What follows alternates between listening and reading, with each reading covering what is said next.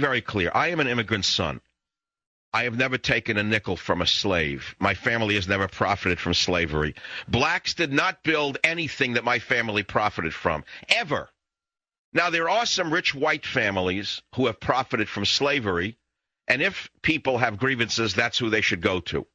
There are corporations who may have initially profited from slavery. That's who they should go to.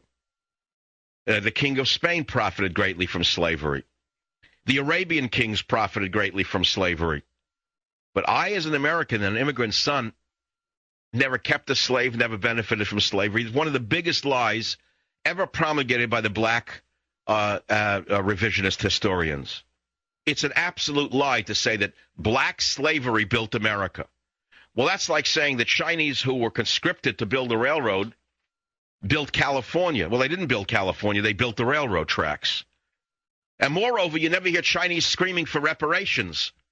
When have you last heard Chinese screaming that someone owes them something? If it is true that their antecedents were virtual slaves building the railroads in California, how is it that the Chinese have done so well in America 2 generations later? You don't hear them screaming anybody owes them anything. Why is that? Now, if you want to really get into this, I would say that I am owed reparations for what I've paid. I am so sick and tired of this discussion that I'm going to fight back. I've had jobs stolen from me as a result of affirmative action. I have paid criminal levels of taxation to support people on the bottom who don't work, and to support police and jails and God knows what for people who don't work. And I'm sick of it. And I'm sure I'm not the only person sick of it.